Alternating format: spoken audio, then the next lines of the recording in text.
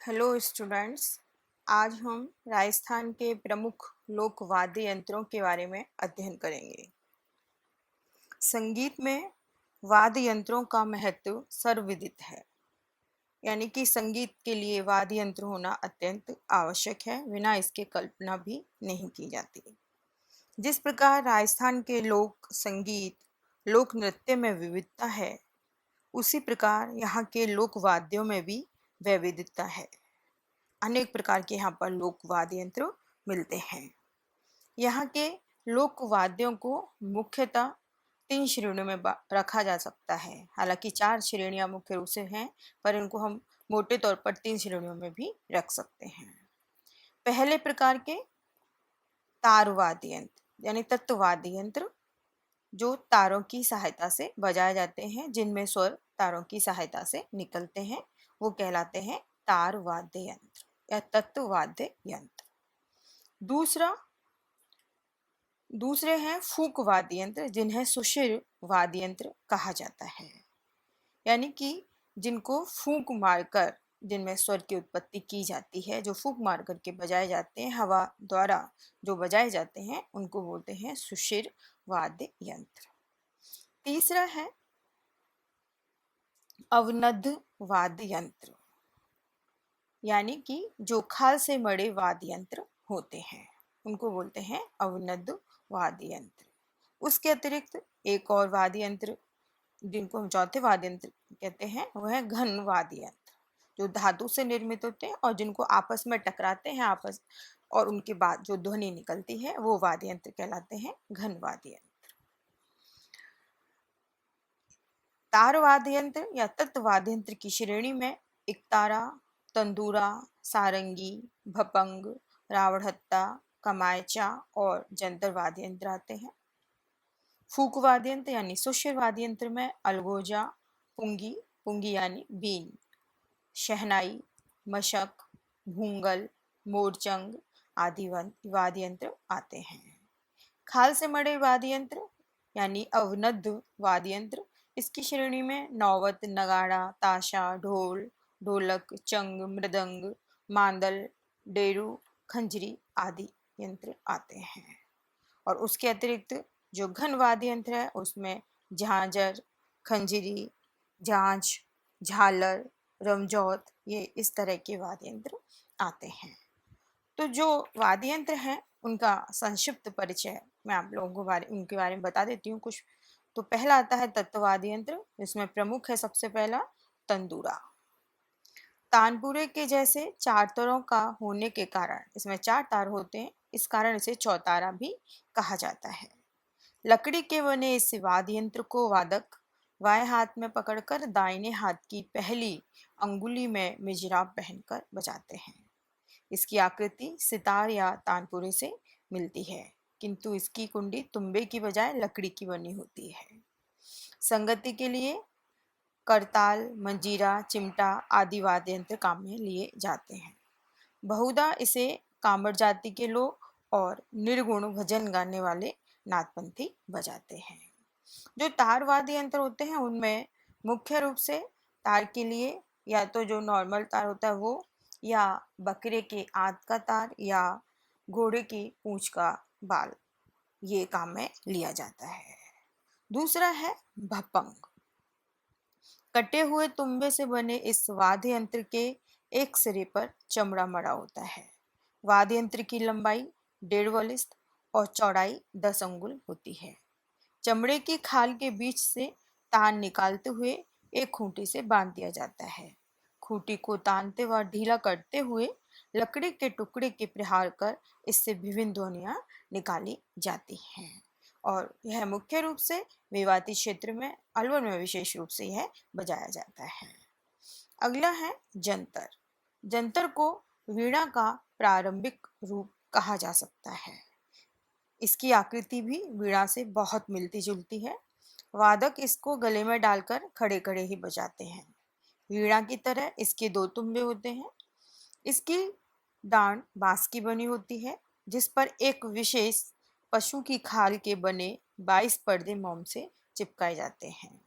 मुख्यतः इस वाद्य यंत्र का उपयोग वगड़ावती की कथा कहने वाले भोपे करते हैं, जो पर्दे पर चित्रित कथा के सम्मुख खड़े होकर जंतर की संगत करते हुए गाकर कहानी कहते हैं। अगला वाद्य यंत्र है सारंगी। लोक संगीत में गायक सारंगी बजाते हुए गीत गाते हैं। शास्त्रीय सारंगी से लोकवाद्य सारंगी का आकार थोड़ा छोटा होता है। मिरासी, लंगे, जोगी, भांगड़ियार आदि इस वाद्य यंत्र का उपयोग करते हैं। सागवान, कैर, रोहिड़ा आदि की लकड़ी से यह सारंगी बनाई जाती है और इस सारंगी में कुल 27 तार होते हैं। राजस्थान में सारंगी दो प्रकार के उपयोग में लाई जाती है। पहली सिंधी सारंगी और दूसरी गुजरातन सारंगी। सिंधी सारंगी में तारों की संख्या अधिक होती है तथा यह सारंगी का उन्नत और विकसित रूप माना जाता है। जैसलमेर के लंगा जाति के जो लोक गायक होते हैं और गडरिया के भाट ये सारंगी वादन में अधिक निपुण होते हैं, ये निपुण माने जाते हैं। अगला है एकतारा। छोटे से गोल तुम्बे में बांस की डंडी फंसाकर एकतारा बनाया जाता है। तुम्बे का ऊपरी हिस्सा काटकर उस पर चमड़ा चढ़ा दिया जाता है। बांस में छेद कर उसमें खूंटी लगाकर उसमें से एक तार कस दिया जाता है। इस तार को उंगली से बजाया जाता है। इसे अधिकतर कालबेलिया, नाथ, साधु सन्यासी आदि बजाते हैं। अगला वाद्य यंत्र है रावणहत्ता। भोपों का प्रमुख लोक वाद्य यंत्र है यह रावणहत्ता और राजस्थान का सर्वाधिक प्रचलित वाद्य यंत्र माना जाता है। बनावट में अत्यधिक सरल इस वाद्य को बड़े नारियल की कटोरी पर खाल मारकर बनाया जाता है। इसकी डांड बांस की बनी होती है जिसमें खूंटियां लगा दी जाती हैं और तार बांधे जाते हैं। वायलिन की तरह इसे गज से बजाया जाता है जिसमें एक सिरे पर कुछ घुंघरू भी बंधे होते हैं जो उसके संचालन के समय ध्वनि उत्पन्न कर ताल का भी कार्य करते हैं। मुख्य रूप से भोपे, भील आदि इस वाद्य यंत्र का प्रयोग करते हैं और इसके साथ पाबूजी, डूंगर जी, जवार जी आदि की कथाएं गाई जाती हैं। अगला वाद्य यंत्र है कमायचा। सारंगी के समान इस वाद्य यंत्र के मुख्य तार तांत के बने होते हैं। इसकी तर्रों का प्रयोग गज संचालन के लिए किया जाता है, इसलिए वे घुड़च के ठीक ऊपर से निकाली जाती हैं। इससे वाद्य की ध्वनि और प्रखर हो जाती है और इस वाद्य यंत्र का प्रयोग राजस्थान में मांगड़िया अधिक करते हैं। तो ये प्रमुख रूप से तत्ववाद्य यंत्र हैं। इन प्रमुख तत्ववाद्य यंत्रों के अलावा गुजरी, रवाज, रवाव, सुरमंडल, सुरिंदा आदि वाद्य यंत्र भी तत्ववाद्य यंत्रों की श्रेणी में आते हैं। रवाज मुख्य रूप से भील जाति के लोग करते हैं। पाऊ जी की कथा गायन में इसका प्रयोग किया जाता है और सुरिंदा जो है वह मुख्य रूप से लंगा जाति के लोगों के द्वारा इसका मुख्य रूप से प्रयोग किया जाता है। ये सभी तत्ववाद्य यंत्रों की श्रेणी के अंतर्गत आते हैं। अगला है फूंक मारकर जो बजाए जाने वाले वाद्य यंत्र है सुशिर वाद्य यंत्र, उसमें अलगोजा। विशेष प्रकार की बांस की नली से बने इस वाद्य के कई रूप हैं। कुछ में 3 छेद होते हैं तो कुछ में 5 छेद होते हैं। नली के ऊपर मुख को छीलकर उस पर लकड़ी का एक गट्टा चिपका दिया जाता है जिसे आसानी से आवाज निकलती है। प्रायः 2 अलगोजे एक साथ मुंह में रखकर बजाए जाते हैं। एक अलगोजे पर स्वर कायम किया जाता है तथा दूसरे पर स्वर बजाए जाते हैं। दूसरा है पुंगी। पुंगी यानी बीन। विशेष प्रकार के तुम्बे से बने इस वाद्य का ऊपरी हिस्सा पतला और लंबा होता है तथा नीचे का हिस्सा गोल होता है। तुम्बे के नीचे के गोल हिस्से में छेद कर 2 नलियां लगाई जाती हैं। इसमें स्वरों के छेद होते हैं। कहते हैं कि इस वाद्य यंत्र से सांप को मोहित करने की अद्भुत क्षमता होती है। यानी कालबेलिया सांपों को पकड़ने के लिए, सांपों को मोहित करने के लिए इस वाद्य यंत्र का प्रमुख रूप से प्रयोग करते हैं। कालबेलियों का यह प्रमुख वाद्य यंत्र है। कालबेलिया जो नृत्य होता है, पुंगी नृत्य, इसी लोक वाद्य यंत्र के नाम पर रखा गया है क्योंकि इसमें उस नृत्य में यह वाद्य यंत्र प्रमुख रूप से बजाया जाता है। अगला है मशक।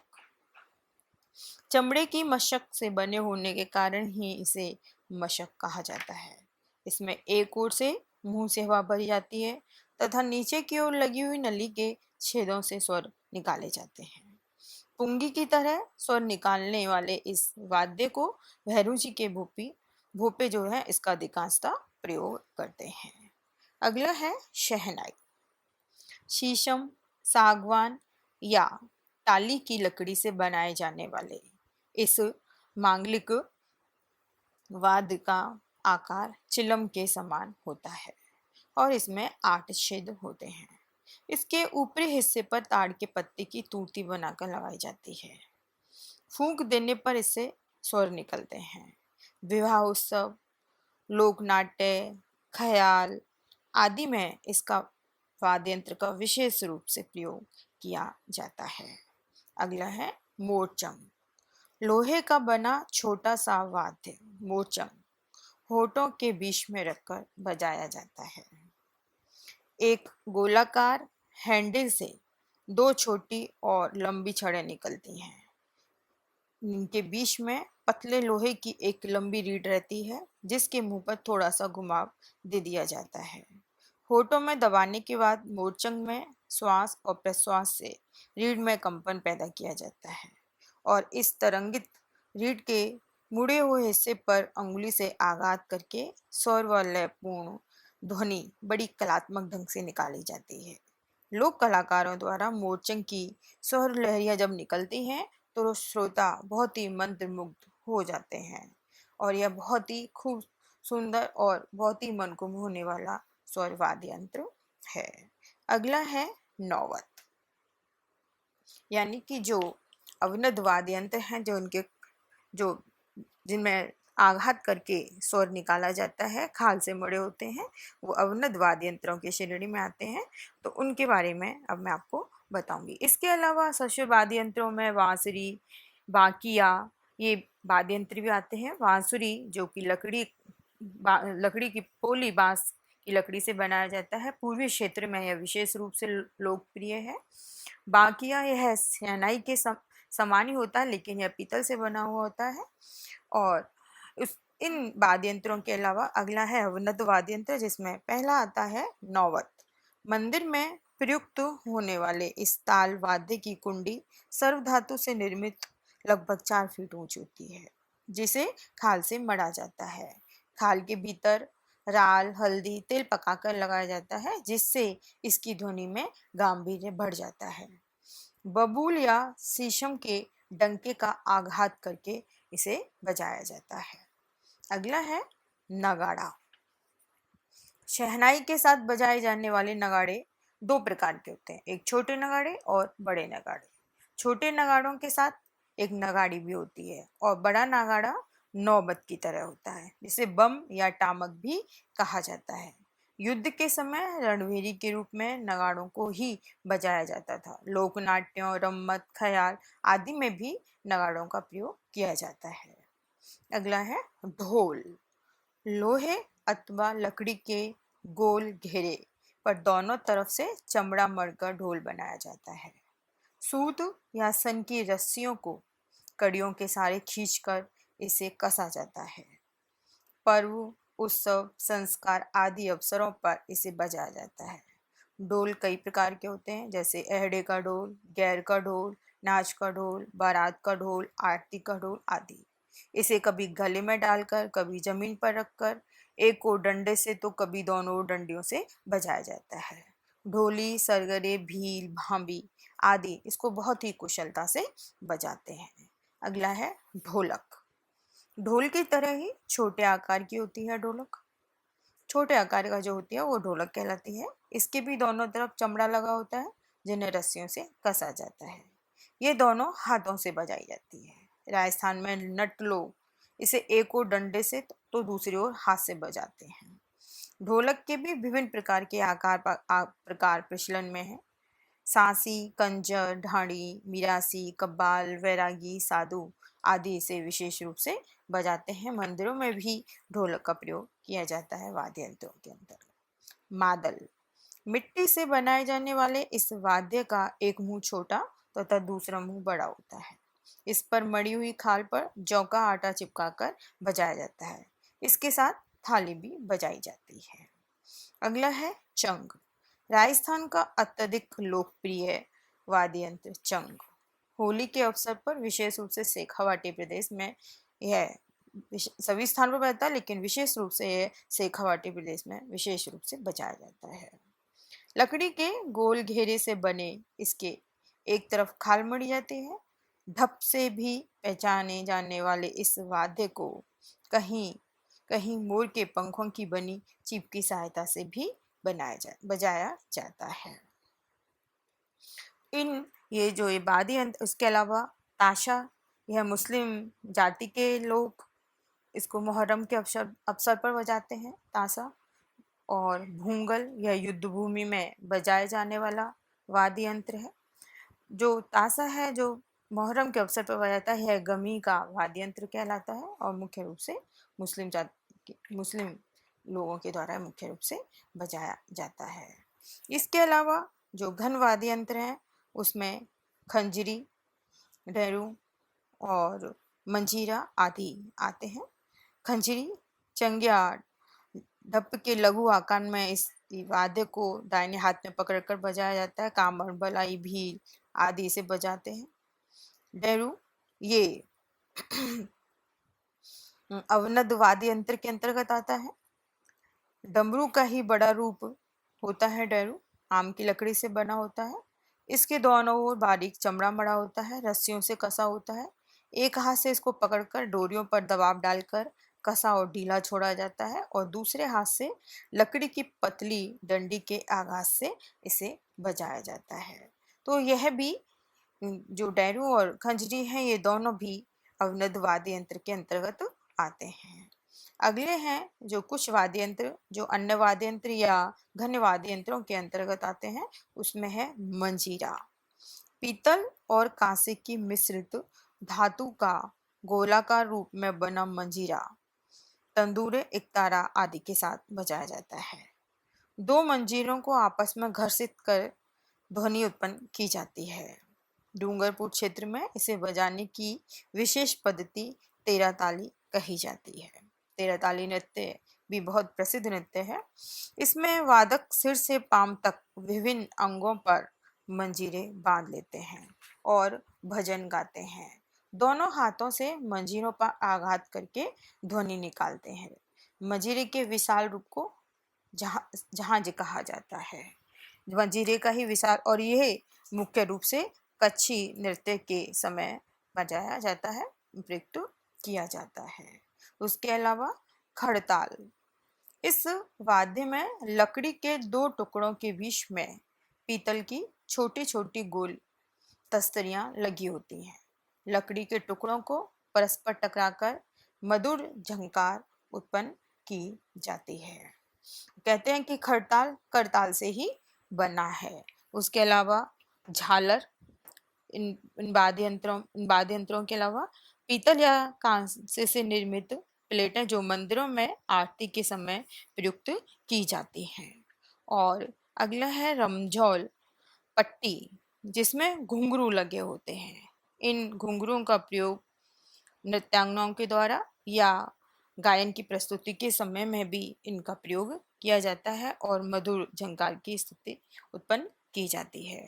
तो ये जो प्रमुख जो लोक वाद्य यंत्र हैं, इन सब का प्रयोग विभिन्न जातियों के द्वारा राजस्थान में विभिन्न प्रदेशों में अलग अलग तरीके से किया जाता है। और इनके जो प्रमुख लोक वादक हैं, इन वाद्य यंत्रों को बजाने वाले, उनमें कुछ तो अंतर्राष्ट्रीय स्तर के बहुत ही प्रसिद्ध लोक वादक हैं।